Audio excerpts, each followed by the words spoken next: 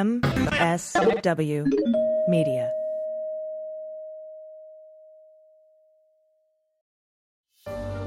I signed an order appointing Jack Smith. And nobody knows you. And those who say Jack is a fanatic. Mr. Smith is a veteran career prosecutor. Wait, what law have I broken? The events leading up to and on January 6th, classified documents and other presidential records. You understand what prison is? Send me to jail.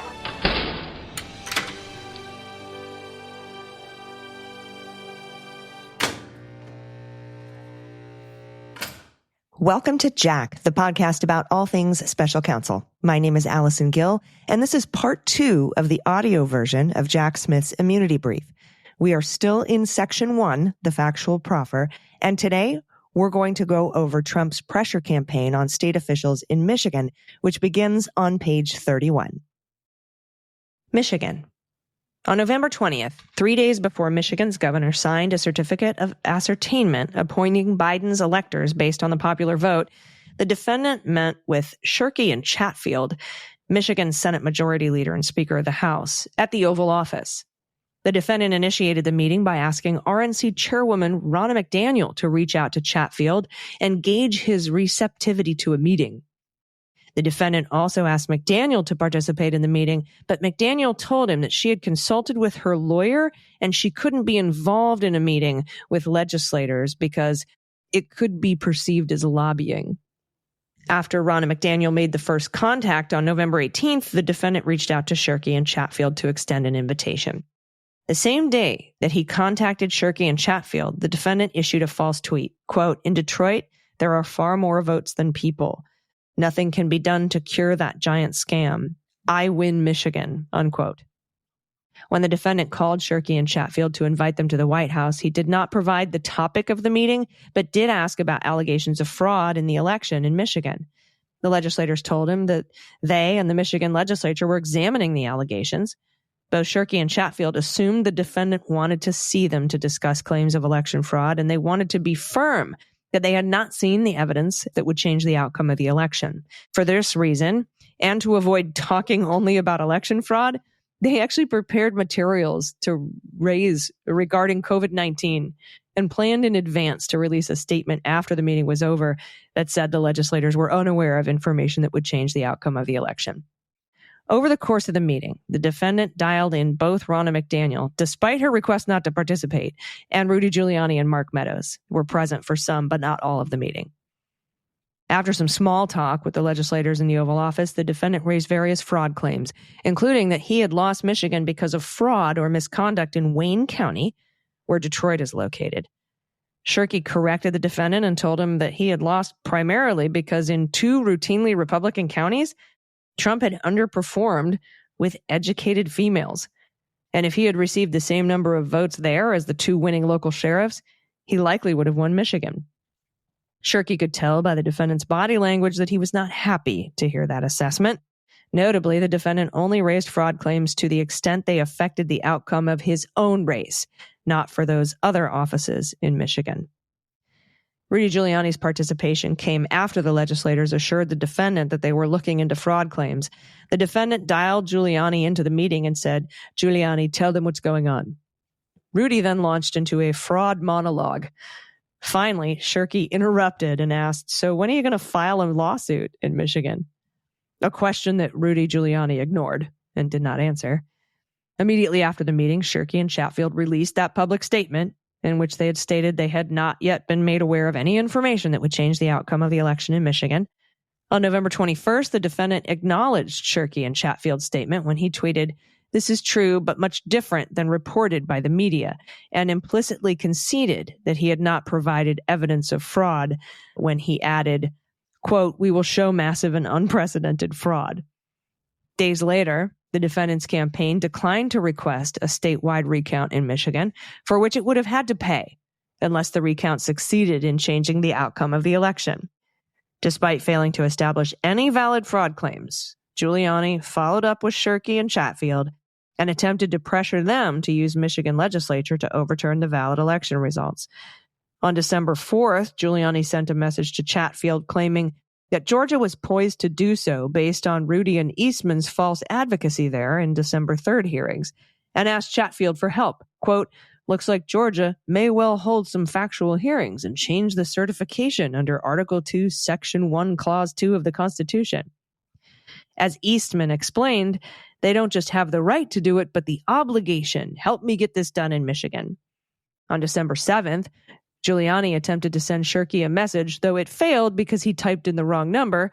Quote, so I need you to pass a joint resolution from the Michigan legislature that states that, quote, the election is in dispute, unquote. There's an ongoing investigation by the legislature and, quote, the electors sent by Governor Whitmer are not the official electors of the state of Michigan and do not fall within the safe harbor deadline of December 8th under Michigan law. Campaign operative Mike Roman was involved in the drafting of this message with the assistance of a Michigan campaign associate who was associated with the defendant's campaign. The following day, Rudy Giuliani shared the draft with the defendant, sending it to his executive assistant by email. These efforts failed. On December 14th, the day that duly appointed electors across the country meet and cast their electoral votes, Shirky and Chatfield issued public statements confirming that the defendant had lost Michigan and the legislators still had not received evidence of outcome determinative fraud in their state. Shirky's public statement included, quote, we have not received evidence of fraud on a scale that would change the outcome of the election in Michigan. Chatfield stated in part, quote, we've diligently examined these reports of fraud to the best of our ability. I fought hard for President Trump. Nobody wanted him to win more than me. I think he's done an incredible job. But I love our republic, too.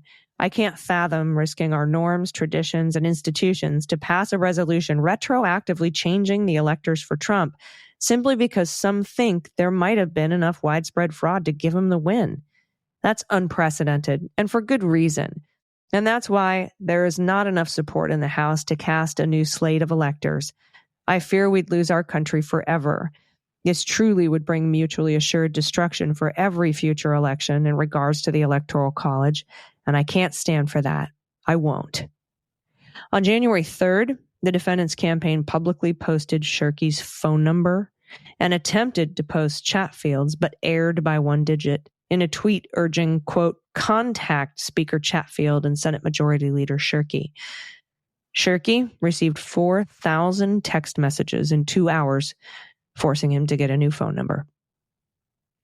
Nevada. On November 17th, in Law v. Whitmer, agents of the defendant in Nevada filed suit, claiming, quote, substantial irregularities, improprieties, and fraud in the presidential election, including based on machines used in ballot signature matching and votes by non-residents and dead voters. The defendant approved a press conference by his surrogates announcing the suit. On November 19th, Reamer, the RNC chief counsel, that's the lawyer for the Republican National Committee, sent an email to an RNC spokesperson warning about inaccuracies in the lawsuit. Quote, just FYI, I don't believe the claims in the contest regarding dead voters, those voting from out of state, etc., are substantiated. We're working with the campaign on data matching projects, and those numbers are going to be a lot lower than what the Nevada people have come up with. They're also targeting our military voters. To be frank, the contest has little chance of succeeding. Happy to discuss this stuff if you want more info. That spokesperson then sent a copy of Reamer's email from a personal email account to the personal account of another one of the defendant's White House staffers who also volunteered for the campaign. Notwithstanding the RNC chief counsel's warning, the defendant retweeted and amplified news of the lawsuit on November 24th, calling it big news that a Nevada court had agreed to hear it. But the defendant did not similarly promote the fact that within 2 weeks, on December 4th, the Nevada District Court dismissed the lawsuit, Law v. Whitmer, finding in a detailed opinion that, quote, there is no credible or reliable evidence that the 2020 general election in Nevada was affected by fraud, including through the signature match machines, and that Biden had won the election in the state. 4 days later, on December 8th, Nevada Supreme Court unanimously affirmed that decision, noting that despite, quote, its earlier order asking appellates to identify specific findings in which they take issue, appellants have not pointed to any unsupported factual findings, and we have identified none. Later, in his ellipse speech on January 6th, the defendant repeated multiple claims explicitly rejected by Nevada courts. On December 18th, the Nevada Secretary of State's office released, quote, Facts v. Myths, a document to combat disinformation that the defendant and others were propagating about the election, including false claims that the Secretary of State's office had not investigated claims of fraud, even though it had, quote, been presented with evidence of widespread fraud, unquote, to which the office responded, quote, while we are pursuing action in a number of isolated cases, we have yet to see any evidence of widespread fraud. The Facts v. Myths document also stated publicly that the courts had universally rejected fraud claims. Quote, 4 separate cases were heard by Nevada judges, including the Nevada Supreme Court. After examining records presented, each case was discounted due to lack of evidence, unquote. Pennsylvania. 2 days after the election, on November 6th, the defendant called Taubes, the chairman of the Pennsylvania Republican Party, the entity responsible for supporting Republican candidates in the Commonwealth at the federal, state, and local level. Taubes had prior relationships with the defendant, including having represented him in litigation in Pennsylvania after the 2016 presidential election. The defendant asked Taubes how, without fraud, he had gone from winning Pennsylvania on Election Day to trailing in the days afterward. Consistent with what campaign staff had already told the defendant, Taubes confirmed that it was not fraud. It was that there were roughly 1.75 million mail-in ballots still being counted in Pennsylvania, which were expected to be 80% for Biden. Over the following 2 months, the defendant spread false claims of fraud in Pennsylvania anyway. In early November, in a campaign meeting where the defendant suggested that more people in Pennsylvania voted than had checked in to vote, Deputy Campaign Manager Justin Clark corrected him. And around that same time, Philadelphia City Commissioner Schmidt appeared on television and stated there was no evidence of widespread fraud in Philadelphia. After seeing the interview, the defendant targeted Schmidt, tweeting, quote, a guy named Schmidt, a Philadelphia commissioner and so-called Republican rhino, is being used big time by the fake news media to explain how honest things were with respect to the election in Philadelphia. He refuses to look at the mountain of corruption and dishonesty. We win, unquote. As a result of the defendant's attack, threats that Schmidt already was receiving became more targeted and detailed and included his address and the names of his family members. On the defendant's behalf, Rudy Giuliani, too, spread patently false claims about Pennsylvania. On November 25th, Rudy and Jenna Ellis attended an unofficial hearing with Republican state legislators in Gettysburg Hotel conference rooms. The defendant called in, claimed to have been watching, and demanded that the election in Pennsylvania, quote, had to be turned around. During the event, Rudy Giuliani falsely stated that Pennsylvania issued 1.8 million absentee ballots and received 2.5 million in return. That claim was rooted in an obvious error. The comparison of the number of ballots sent out in the primary election to the number of ballots received in the general election. After seeing Rudy Giuliani make this claim, Reamer, the RNC chief counsel, tweeted publicly, "This is not true." In the following days, the campaign staff internally confirmed that Rudy Giuliani was lying when one campaign staffer wrote in an email that Rudy's claim was just wrong and, quote, there'd be no way to defend it. Justin Clark responded, "We've been saying this for a while. It's very frustrating." Likewise, in late November or December, Hirschman informed the defendant directly that the claim Rudy was spreading, that Pennsylvania received 700,000 more mail-in ballots that were mailed out, was bullshit, and explained the error. Reamer followed up on his public tweet in a private email on November 28th to an RNC spokesperson, expressing his concern about Rudy and Ellis and their spread of disinformation. Quote, "I'm really not trying to give you a hard time, but what Giuliani and Ellis are doing is a joke, and they're getting laughed out of court.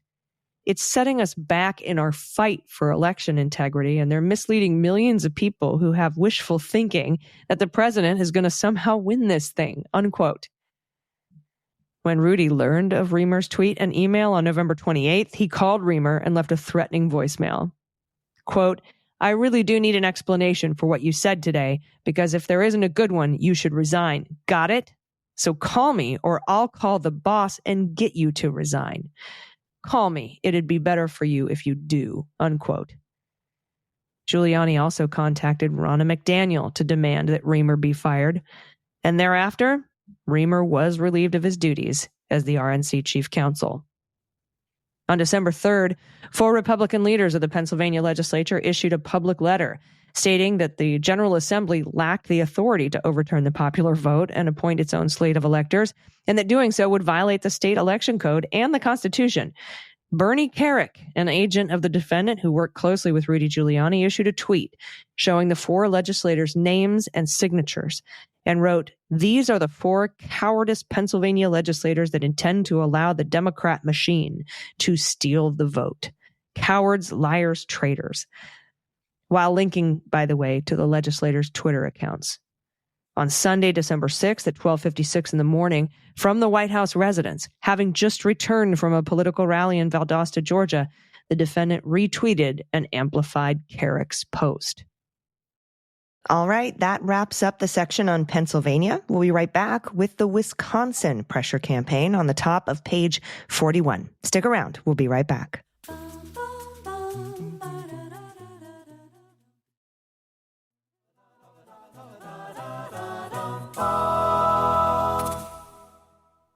Wisconsin. On November 29th, a recount that the defendant's campaign had petitioned and paid for confirmed that Biden had won in Wisconsin and increased the defendant's margin of defeat. On December 14th, the Wisconsin Supreme Court rejected the campaign's election lawsuit there, and as a result, on December 21st, Wisconsin's governor signed a certificate and final determination confirming the prior certificate of ascertainment that established Biden's electors as the valid electors for the state. In response, the defendant issued a series of tweets attacking Brian Hagedorn, the Wisconsin Supreme Court justice who had written the majority opinion rejecting his campaign's lawsuit and advocating that the Wisconsin legislature overturn the valid election results. Quote, 2 years ago, the great people of Wisconsin asked me to endorse a man named Hagedorn for state Supreme Court justice when he was getting destroyed in the polls against a tough Democrat candidate who had no chance of losing. After my endorsement, Hagedorn easily won. Wow, he just voted against me in a big court decision on voter fraud, of which there was much. Despite many pages of dissent from 3 highly respected justices. One thing has nothing to do with another, but we ended up losing 4-3 in a really incorrect ruling. Great Republicans in Wisconsin should take these 3 strong decisions to their state legislators and overturn this ridiculous state election. We won in a landslide, unquote. After that tweet, the state marshals responsible for Hagedorn's safety arranged to provide him with additional police protection based on social media traffic and other threatening communications. Voting machines in multiple states.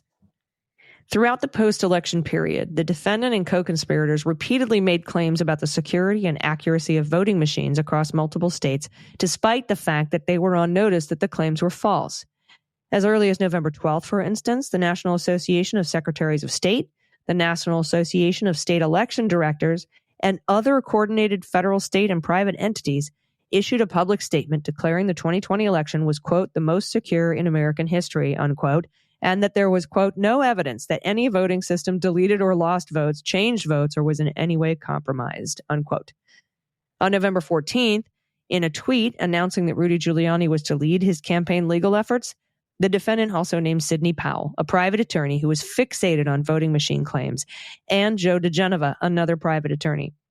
2 days later, on November 16th, on the defendant's behalf, Executive Assistant Molly Michael sent Sidney Powell and other private attorneys an email titled From POTUS, attaching a document containing bullet points critical of Dominion, a company that manufactured voting machines used in certain states, and writing, quote, see attached, please include as is or almost as is in lawsuit. Powell responded 9 minutes later, writing, quote, it must go in all suits in Georgia and Pennsylvania immediately with a fraud claim that requires the entire election to be set aside in those states and machines impounded for nonpartisan professional inspection. In all caps, unquote.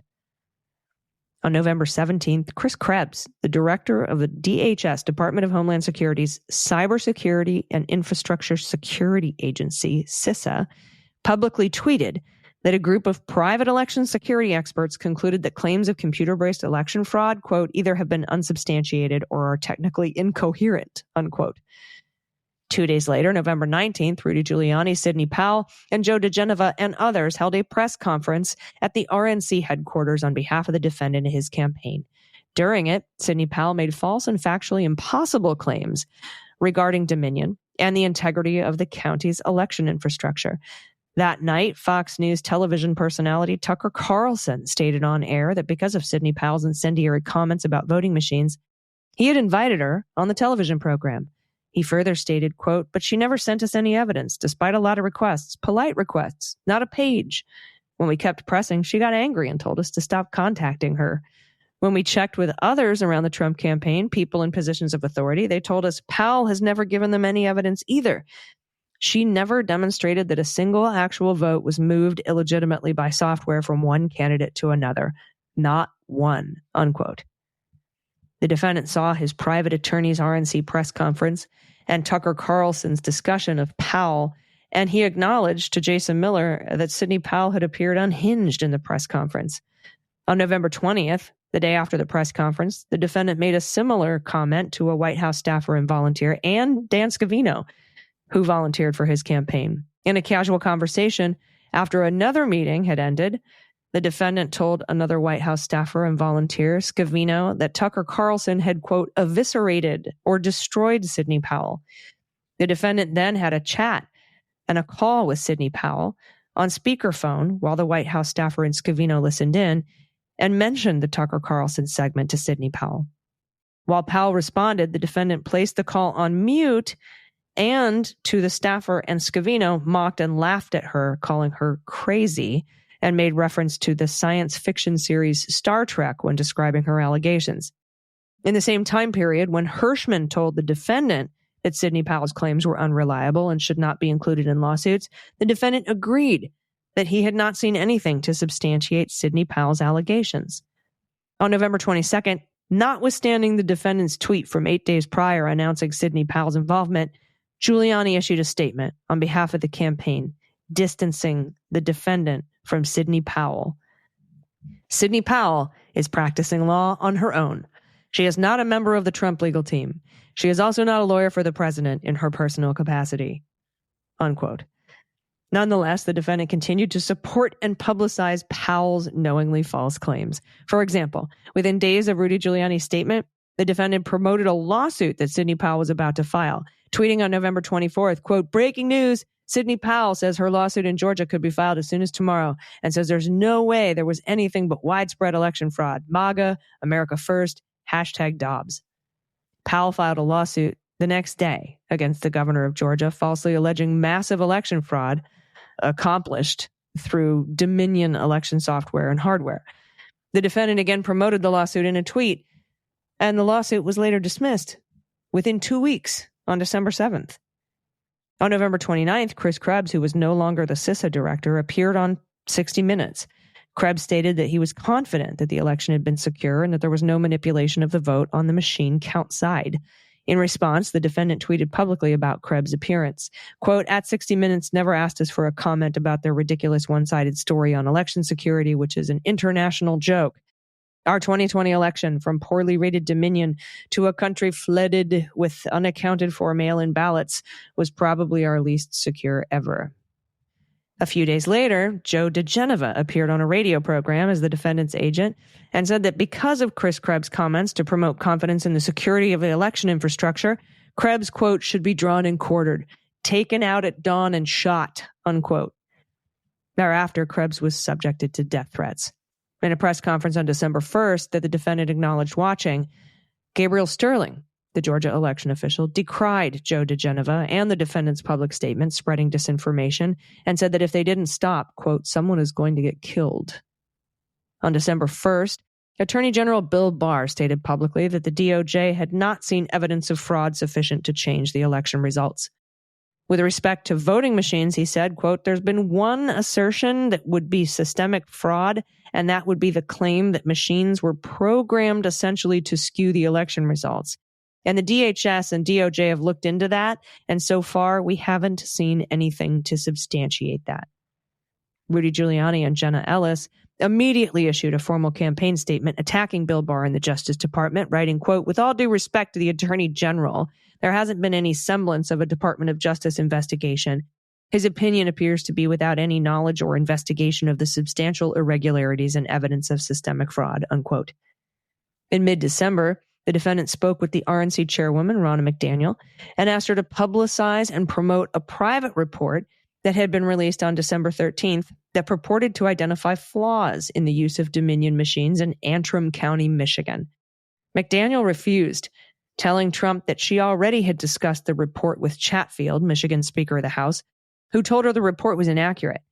McDaniel conveyed to the defendant Chatfield's exact assessment, quote, "The report was fucking nuts," unquote. On January 2nd, during the defendant's call with Georgia Secretary of State Raffensperger, he said of false claims regarding voting machines, quote, "I don't believe that you are really questioning the Dominion machines because we did a hand retally, a 100% retally of all the ballots and compared them to what the machines said they came up with, and we came up with virtually the same result. Then we did the recount and we got virtually the same result. So I guess we can probably take that off the table." In response, the defendant falsely claimed that, quote, "In other states, we think we found tremendous corruption with Dominion machines, but we'll have to see," unquote. At the Ellipse on January 6th, the defendant and co-conspirators who spoke at the rally continued to make unsubstantiated and false claims about Sidney Powell's voting machines. Rudy Giuliani claimed that in the U.S. Senate runoff election in Georgia the day before, quote, "the votes were deliberately changed by the same algorithm that was used in cheating President Trump and Vice President Pence." John Eastman continued the false attack, saying, "We know because we caught it live last time in real time how the machines contributed to that fraud. They put those ballots in a secret folder and the machines sitting there waiting until they knew how many they needed.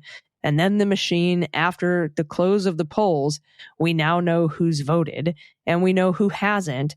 And I can now in that machine match those unvoted ballots with an unvoted voter and put them together in the machine. We saw it happen in real time last night, and it happened on November 3rd as well." In his own speech, the defendant raised the false specter of the highly troubling matter of Dominion voting systems and lied about machines flipping votes from the defendant to Biden as an astronomical and astounding error rate in the machine's ballot scanning. Everybody, will be right back with more. Stick around.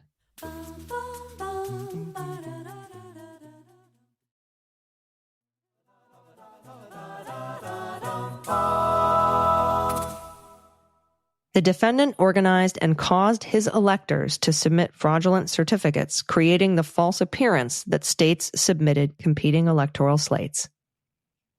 By late November 2020, every effort, both legitimate and illegitimate, that the defendant had made to challenge the results of the election had been unsuccessful. The defendant, his campaign, and their allies had lost or withdrawn one election lawsuit after another in the 7 targeted states, and the defendant and co-conspirators' efforts to overturn the legitimate vote count through a pressure campaign on state officials and through false claims made directly to state legislatures in formal or pseudo hearings continued to fail. So in early December, the defendant and his co-conspirators developed a new plan regarding the targeted states that the defendant had lost, and this was to organize the people who would have served as the defendant's electors had he won the popular vote and cause them to sign and send to Mike Pence as president of the Senate certifications in which they falsely represented themselves as legitimate electors who had cast their electoral votes for the defendant. Ultimately, the defendant and his co-conspirators would use these fraudulent electoral votes, mere pieces of paper without the lawful imprimatur of state or executive power, to falsely claim that in his ministerial role presiding over the January 6th certification, Pence had the authority to choose the fraudulent slates over the legitimate ones, or to send the purportedly dueling slates to the state legislatures for consideration anew. The fraudulent elector plan arc and obstructive purpose is reflected in a series of memoranda drafted in late November and early December by Kenneth Chesbrough, an attorney who volunteered to assist the defendant's campaign in lawsuits challenging the election in Wisconsin.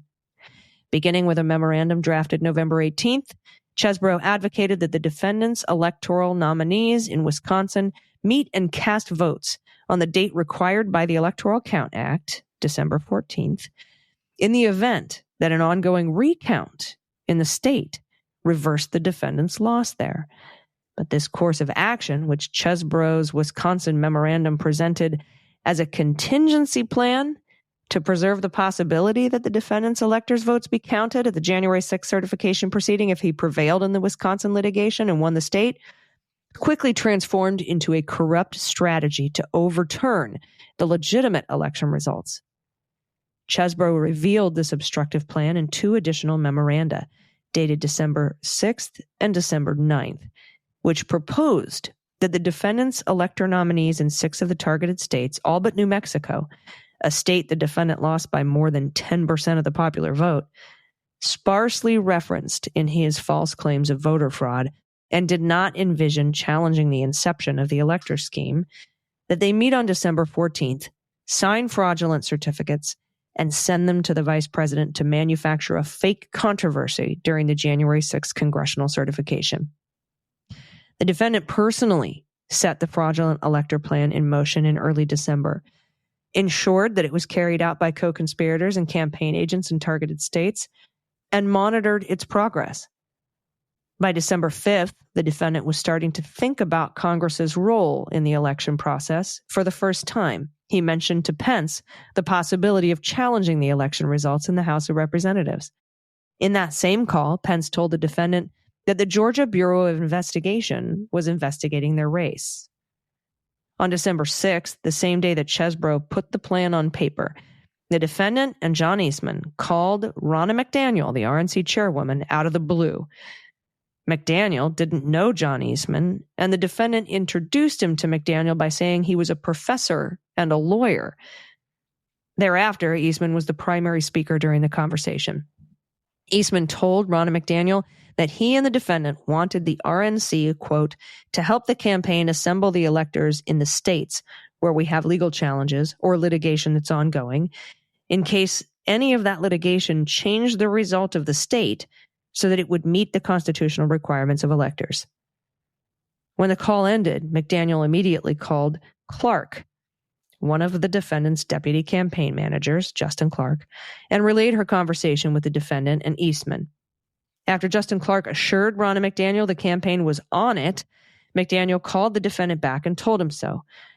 On the same day, from his personal email account, Mark Meadows forwarded to campaign staff Ken Chesbrough's November 18th memorandum and wrote, "We just need to have someone coordinating the electors for states." The following day, the evening of December 7th, Rudy Giuliani texted Ronna McDaniel, stating, "I have lawyers assigned in each state working on December 14th electors meetings and what they need, and I'll send you a list." The defendant's co-conspirators worked with his campaign staff and used his pre-election campaign apparatus to execute the fraudulent elector plan. The defendant communicated with Rudy Giuliani and John Eastman about the plan, and they, in turn, communicated with Boris Epshteyn and Ken Chesbrough.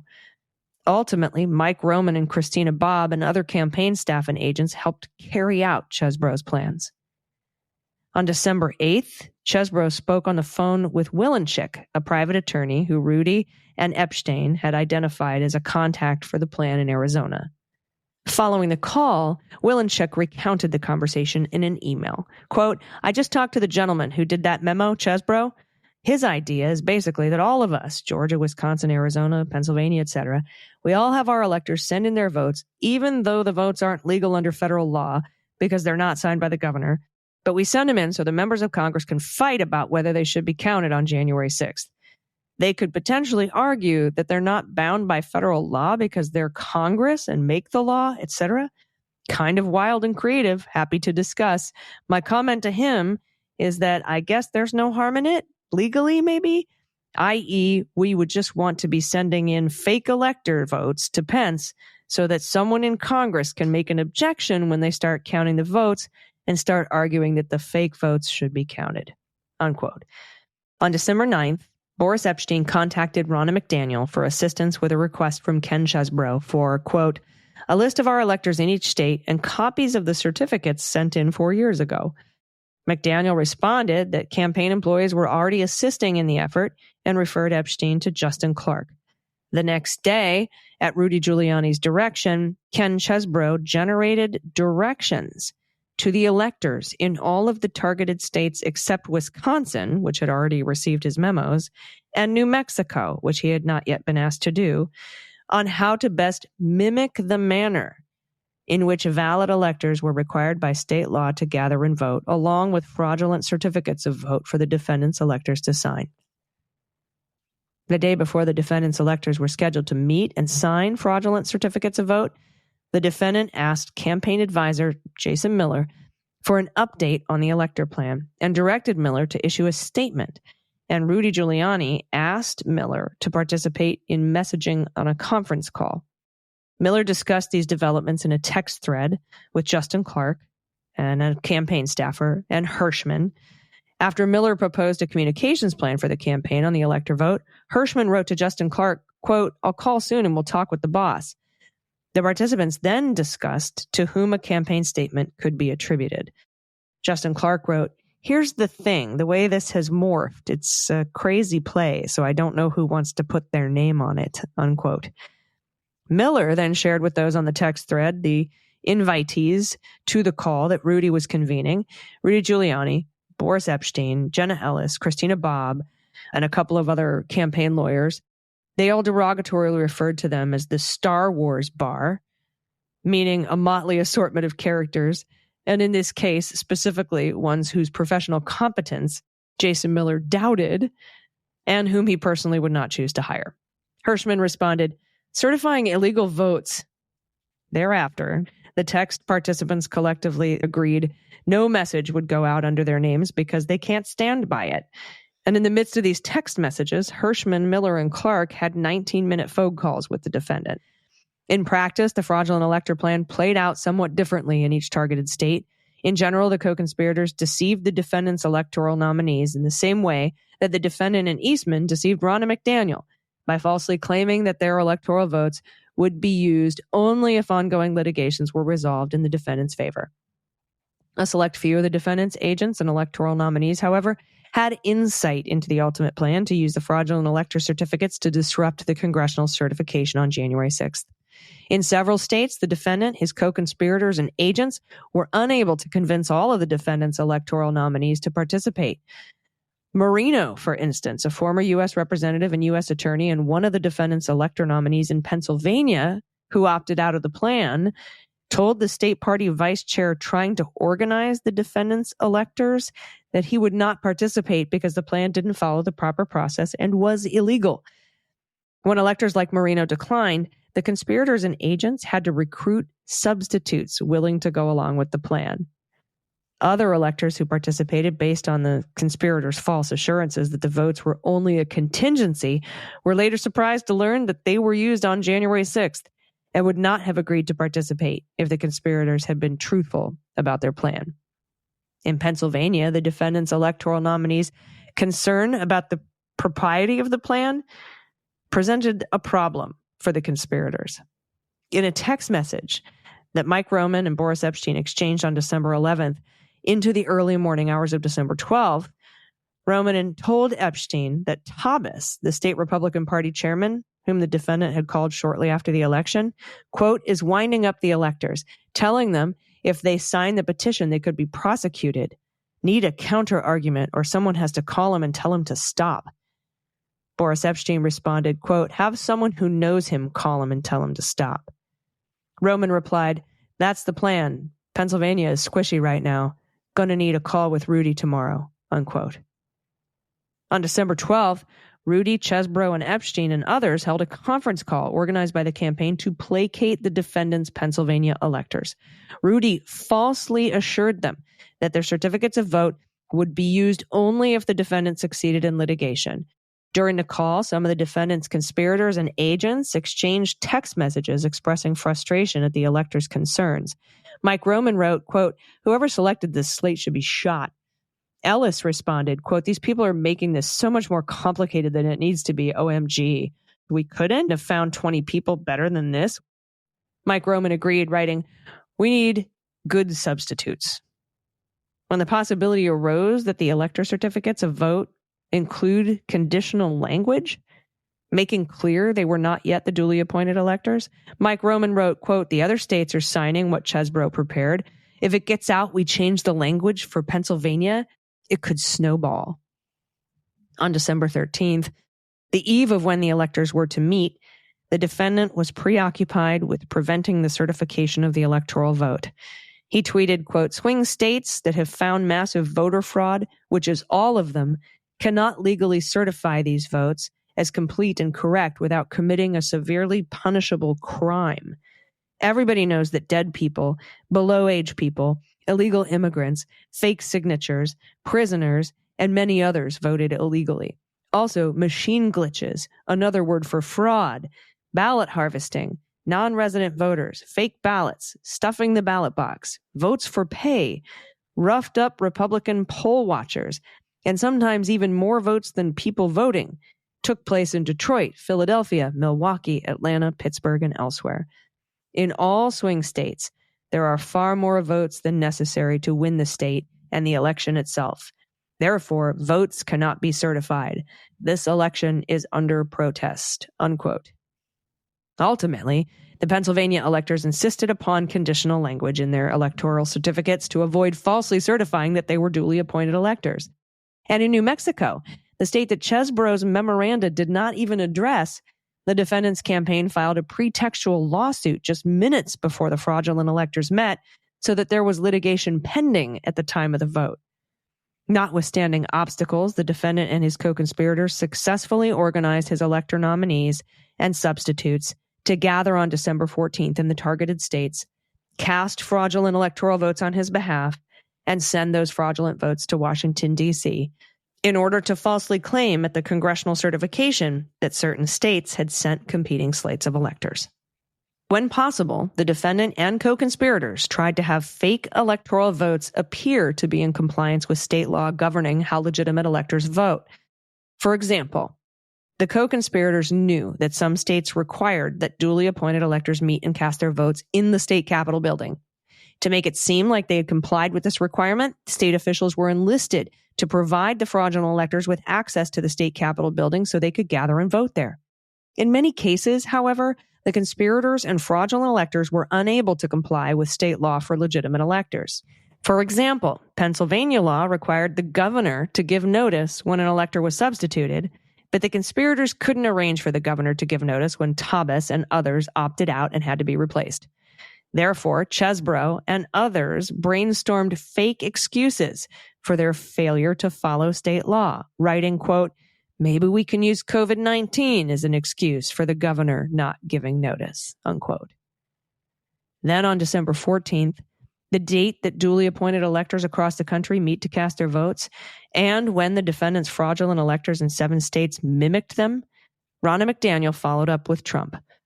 When she received an internal RNC email titled Electors Recap Final, which summarized the day's activities with respect to electors and included a list of 6 contested states in which the defendant's electors voted, she forwarded it to the defendant's executive assistant, Molly Michael, who responded, "It is in front of him," unquote. Ronna McDaniel also called the defendant to tell him she had sent him the update, and she spoke to Rudy Giuliani shortly before Giuliani spoke to the defendant. At the same time, the defendant's fraudulent electors were preparing to gather and cast fraudulent votes. The defendant's co-conspirators began planning how to use the fraudulent votes to overturn the election results at the January 6th certification. On December 13th, Chesebro sent Rudy a memorandum that envisioned a scenario in which Pence would use the fraudulent slates as a pretext to claim there were dueling slates of electors from the targeted states and negotiate a solution to defeat Biden. On the same day, the defendant resumed almost daily direct contact with Steve Bannon, who maintained a podcast that disseminated the defendant's false fraud claims. On December 14th, Bannon's podcast focused on spreading lies about the defendant's fraudulent electors, including the false claim that their votes were merely a contingency in the event of a defendant winning the legal challenges in the targeted states. On December 16th, Chesebro traveled to Washington with a group of private attorneys who had done work for the defendant's campaign in Wisconsin for a photo op with the defendant in the Oval Office. During the encounter, the defendant complained about Wisconsin Supreme Court Justice Hagedorn, who 2 days earlier had cast the deciding vote in rejecting Trump's election challenge in the state. As the group was leaving, the defendant spoke directly and privately to Ken Chesebro. As late as early January, the conspirators attempted to keep the full nature of the fraudulent elector plan a secret. On January 3rd, for instance, in a private text message exchange, Boris Epstein wrote to Ken Chesebro, "Careful with your texts on text groups. No reason to text things about electors to anyone but John Eastman and me. Chesbro responded, K. And Epstein followed up, I'm probably a bit paranoid, haha. And Chesbro wrote, a valuable trait. Everybody, will be right back with more. Stick around.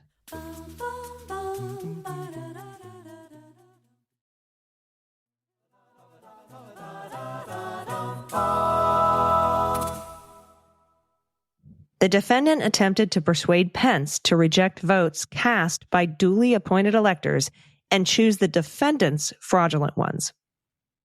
As the defendant's various attempts to target the states failed and the January 6th congressional certification approached, the defendant and co-conspirators turned their attention to Pence, who, as president of the Senate, presided over the certification proceeding. In service of a new plan to enlist Pence to use his role to fraudulently alter the election results at the January 6th certification proceeding, the defendant and his co-conspirators again used deceit. They lied to Pence, telling him that there was substantial election fraud and concealing their orchestration of their plan to manufacture fraudulent elector slates, as well as their intention to use the fake slates to attempt to obstruct the congressional certification.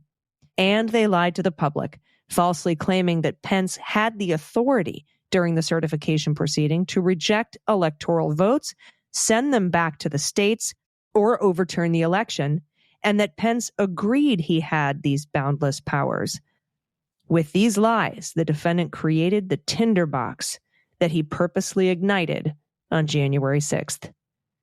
The defendant first publicly turned his sights toward January 6th in the early morning hours of December 19th. At 1:42 a.m., the defendant posted on Twitter a copy of a report falsely alleging fraud and wrote, quote, statistically impossible to have lost the 2020 election. Big protest in D.C. on January 6th. Be there. Will be wild, unquote.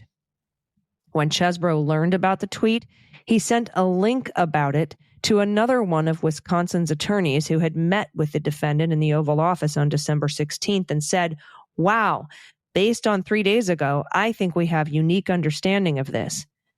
Later on December 19th, the defendant called Pence and told him of plans for a rally on January 6th and said he thought it would be a big day and good to have lots of their supporters in town. The defendant and his co-conspirators recognized that Pence, by virtue of his ministerial role presiding over the January 6th congressional certification, would need to be a key part of their plan to obstruct the certification proceeding. On December 23rd, in a memorandum drafted with Chesbro's assistance, John Eastman outlined a plan for Pence to, quote, gavel in the defendant as the winner of the election based on the false claim that, quote, 7 states have transmitted dual slates of electors to the president of the Senate, and proposed that Pence announce that because of the ongoing disputes in the 7 states, there are no electors that can be deemed validly appointed in those states. John Eastman emphasized concealment, writing that, quote, the main thing here was that Pence act without asking for permission, either from a vote of the joint session or from the court, unquote. The Eastman memorandum stood in stark contrast to concessions he had previously made about the vice president's lack of authority in the certification proceeding. 2 months earlier, on October 11th, he had written to a colleague that neither the Constitution nor the Electoral Count Act provided the vice president with discretion on the counting of electoral votes or permitted him to make the determination on his own. And just 1 day earlier, on December 22nd, when asked by other private attorneys to provide views on a draft complaint that would, if filed, have raised the issue of the vice president's authority on January 6th, John Eastman recommended that the complaint not be filed. He wrote, quote, the risk of getting a court ruling that Pence has no authority to reject the Biden certified ballots is very high, unquote. On the evening of December 23rd, after Giuliani shared Eastman and Chesbro's plan with Donald Trump, Trump publicly retweeted a document called Operation Pence Card, which, like John Eastman's memorandum, advocated that Pence block the lawful certification of legitimate electoral votes. Also, on December 23rd, John Eastman emailed Molly Michael, asking to speak to the defendant to update him on our overall strategic thinking. The following day, December 24th, the defendant called John Eastman and they spoke for 40 minutes. Then on December 25th, Ken Chesebro proposed in a text message to Eastman and Epstein that Pence permit an unlimited filibuster of the certification in violation of the Electoral Count Act and ultimately gavel in the defendant as president. When John Eastman asked, "Is Pence really likely to be on board with this?" Boris Epstein said, "Let's keep this off text for now." From that point on, the conspirators plotted to manipulate Mike Pence. Rudy Giuliani, John Eastman, Boris Epstein, and Steve Bannon worked in concert to enlist Pence to act unlawfully and to ratchet up public pressure from the defendant's supporters that he do so. The defendant began to directly and repeatedly pressure Pence at the same time he continued summoning his supporters to amass in D.C. on the day of the congressional certification. On December 25th, when Pence called the defendant to wish him a Merry Christmas, the defendant raised the certification and told Pence that he had discretion in his role as president of the Senate. Pence emphatically responded, I don't think I have the authority to change the outcome." The next day, the defendant tweeted, "Never give up. See everyone in D.C. on January 6th. He also tweeted false fraud claims. Time for Republican senators to step up and fight for the presidency like the Democrats would if they had actually won. The proof is irrefutable. Massive late-night mail-in ballot drops in swing states, stuffing the ballot boxes on video, double voters, dead voters, fake signatures, illegal immigrant voters, banned Republican vote watchers, more votes than actual voters. Check out Detroit and Philadelphia, and much more. The numbers are far greater than what is necessary to win the individual swing states and cannot even be contested. Courts are bad. The FBI and justice didn't do their job, and the United States election system looks like that of a third world country. Freedom of the press has been gone for a long time. It is fake news, and now we have big tech with Section 230 to deal with. But when it is all over, and this period of time becomes just another ugly chapter in our country's history, we will win," unquote. On December 28th, Eastman, Chesebro, and Epstein exchanged text messages in which Eastman expressed concern that the Gohmert v. Pence lawsuit, a lawsuit filed the day before that asserted Pence had discretion to choose electoral votes during the certification proceeding, would prompt a federal court to publicly reject and thus preclude the plan that the conspirators were advancing in private. Thereafter, at 11 a.m. on January 1st, the defendant called Pence to berate him because he had learned that Pence had filed a brief opposing the relief sought in the Gohmert lawsuit. When Pence explained, as he had before, that he did not believe he had the power under the Constitution to decide which votes to accept, the defendant told him that hundreds of thousands of people are going to hate your guts and people are going to think you're stupid, and berated him pointedly, "You're too honest." Immediately before the call, the defendant had spoken separately to Giuliani from 10:06 to 10:14 a.m. and Steve Bannon from 10:36 a.m. to 10:46 a.m. And late that afternoon, the defendant spoke separately with Steve Bannon, John Eastman, and Rudy Giuliani. Within hours of the call with Pence, the defendant reminded supporters to travel to Washington for the certification proceeding, tweeting, "The big protest rally in Washington, D.C. will take place at 11 a.m. January 6th. Location details to follow. Stop the steal." The next day, on January 2nd, Giuliani, Eastman, and Epstein appeared on Steve Bannon's podcast. When Bannon asked whether the January 6th certification would be a climactic battle, John Eastman responded, "A lot of that depends on the courage and the spine of the individuals involved." The defendant spoke to Rudy Giuliani shortly after his appearance on the podcast. That afternoon, Epstein worked to arrange a meeting among the defendant, John Eastman, and Mike Pence in order to enlist Pence to misuse his role as the president of the Senate at the certification proceeding. When Boris Epstein texted Steve Bannon about the meeting, Bannon, who had just finished a phone call with Trump, reiterated that Trump wanted Pence briefed by John Eastman immediately. Thereafter, the defendant called Pence, informing him they had spent the day speaking to the Secretary of State, state legislators, and members of Congress. As described up top in page 29 through 31, the defendant spoke with Raffensperger that same day. On that call with Pence, Trump said he learned that a U.S. senator was going to propose a 10-day delay in the certification proceeding and told Pence, you can make the decision to delay the count for 10 days. The defendant then referred Pence to John Eastman for the first time and asked if Pence would meet with him. On January 3rd, the defendant told Pence again that at the certification proceeding, Pence had the absolute right to reject electoral votes and the ability to overturn the election. Pence responded that he had no such authority and that a federal appeals court had rejected a lawsuit making that claim the previous day. Then the defendant took to Twitter to again falsely claim that fraud had permeated the election. Quote, sorry, but the number of votes in swing states that we are talking about is very large and totally outcome determinative. Only Democrats and some rhinos would dare dispute this, even though they know it's true. The same day, Eastman circulated a second memorandum that included a new plan under which violation of the ECA, the president would send the elector slates to the state legislatures to determine which slate to count. The meeting that Boris Epshteyn had organized so that the defendant and John Eastman could enlist Pence to reject Biden's legitimate electoral votes was scheduled late in the afternoon on January 4th. In advance of the meeting, Giuliani, Eastman, Epshteyn, and Steve Bannon gathered at the Willard Hotel near the White House, and from there, Rudy Giuliani called and spoke with Trump. When Eastman arrived at the White House for the meeting, Hirschman confronted him about the legal basis of his proposal. Hirschman went line by line through the Eastman memo, and Eastman conceded that no court would support it. In response, Hirschman warned Eastman that pressing his admittedly unlawful plan would cause riots in the streets. Hirschman then spoke to Trump, telling him that the theory that Eastman and others were promoting would not work, and that Eastman had acknowledged that it was not going to work. The defendant responded, other people disagree, but did not identify those other people. Hirschman also pointed out to the defendant that Eastman's theory regarding a strategic Democratic plan to subvert the election was inconsistent with other allegations that had been floating around about Sidney Powell, Dominion, and foreign interference. The meeting among the defendant, Eastman, Pence, and Pence staffers, Short and Jacob, began around 4:45 p.m. No one from the defendant's White House counsel's office attended.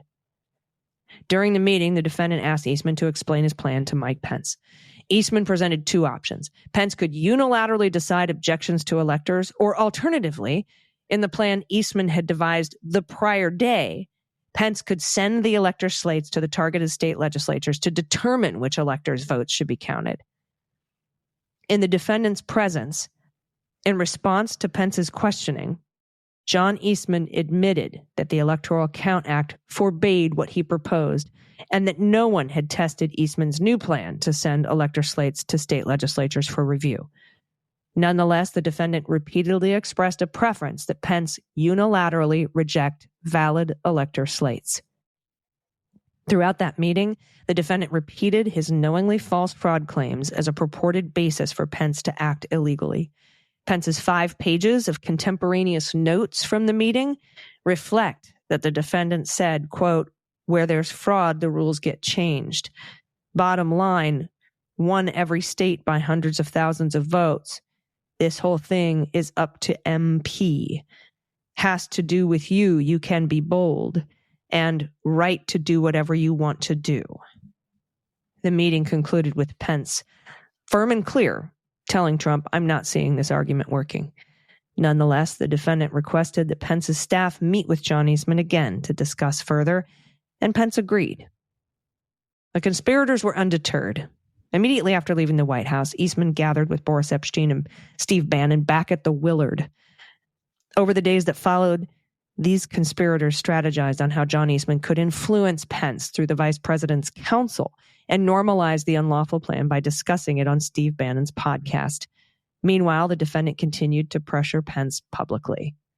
For his part, immediately upon leaving the meeting with Pence, Trump traveled to Dalton, Georgia to speak at a political rally at the invitation of 2 U.S. senators engaged in runoff elections there. During his speech, the defendant promoted many of the same falsehoods that he had previously been informed were untrue. He said, they're not taking the White House. We're going to fight like hell. I'll tell you right now.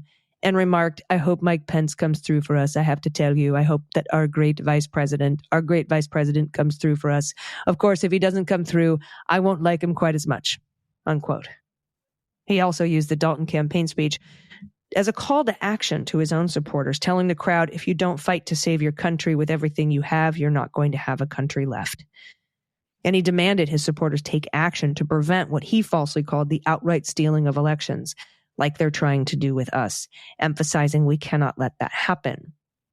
Next morning, January 5th, Trump spoke on the phone with Steve Bannon. Less than 2 hours later on his podcast, Bannon said, in anticipation of the January 6th certification proceeding, all hell is going to break loose tomorrow. Also on the morning of January 5th, John Eastman participated in a federal court hearing in Trump v. Kemp. That's the Georgia lawsuit against Governor Kemp and Brad Raffensperger, in which Trump had signed a false verification days earlier. John Eastman, on the defendant's behalf, asked the federal court to decertify the presidential election in Georgia and declare that the state legislature may choose the state's electors. During the hearing, the federal court denied the relief requested. Immediately following the federal court's rejection of the legal basis for the conspirators' plan, John Eastman went to the meeting that the defendant had requested that Pence's staff, Jacob and Short, take place with. At the outset, Eastman changed his tack and advocated Pence just reject the Biden electors outright. That was contrary to his primary recommendation the day before, for Pence to send the slates back to the state legislatures, but consistent with the preference that Trump had expressed. John Eastman made additional concessions during this meeting. For example, Eastman agreed Supreme Court would unanimously reject his proposed action. Consistent historical practice since the founding was that the vice president never asserted authority to reject electors. No reasonable person would want the Constitution read that way because the office would never switch political parties. No state legislature appeared poised to try to change its electors. And if Democrats were to claim the same authority, Eastman would not credit it. Jacob expressed to Eastman that the defendant's plan would result in a disastrous situation where the election might have to be decided in the streets. Having failed to enlist Jacob in the criminal conspiracy, Eastman told him that the team was going to be really disappointed.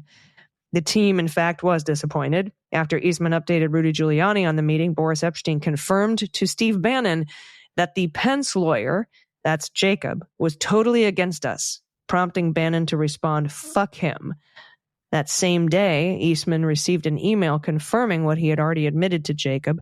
No chamber of any legislature in any state, including Arizona, Georgia, Pennsylvania, and Wisconsin, was requesting that its electoral votes be returned to the state for review. Meanwhile, Chesbrough, who traveled to D.C. as directed by the defendant's public messages, obtained duplicate originals of the fraudulent certificates signed by the defendant's fraudulent electors in Michigan and Wisconsin, which they believed had not been delivered by mail to the president of the Senate or the archivist. Chesbrough received these duplicates from a campaign staff and surrogates who flew them to D.C. at a private expense. He then hand-delivered them to staffers for a U.S. representative at the Capitol as part of a plan to deliver them to Pence for use in the certification. The defendant did not leave the pressure campaign to his co-conspirators, though. He redoubled his own efforts. On January 5th at 11:06, shortly before Eastman's meeting with Jacob, the defendant tweeted, "The vice president has the power to reject fraudulently chosen electors," and designated the defendant as the winner of the Electoral College vote. That afternoon, the defendant met privately with Pence in the Oval Office. During the meeting, the defendant once again told Pence, "I think you have the power to decertify." When Pence was unmoved, the defendant threatened to criticize him publicly. "I'm going to have to say you did a great disservice." This concerned Mark Short, to whom Pence had relayed the defendant's threat, to the point that he alerted Pence's Secret Service detail. Next still, the defendant initiated a phone call with Pence, Short, Jacob, and Eastman, and one or two other private attorneys, likely including Rudy, and again raised the scenario of Pence sending the elector slates to state legislatures. Jacob again pointed out that such a strategy violated the Electoral Count Act, and Pence reaffirmed he did not believe he had the authority.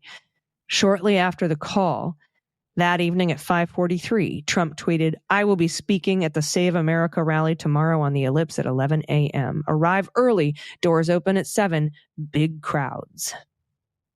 The defendant continued his pressure campaign on Pence that evening after a New York Times article that night detailed the afternoon's private conversation in which Pence had rejected the defendant's demand to act unlawfully.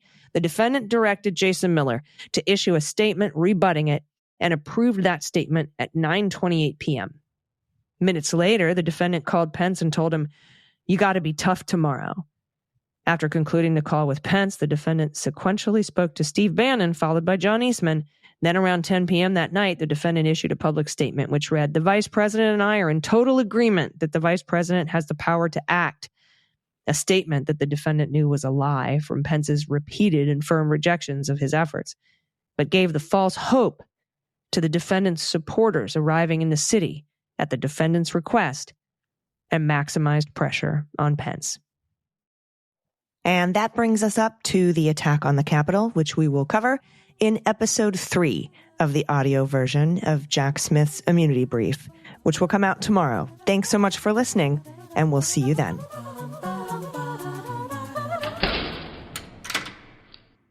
MSW Media.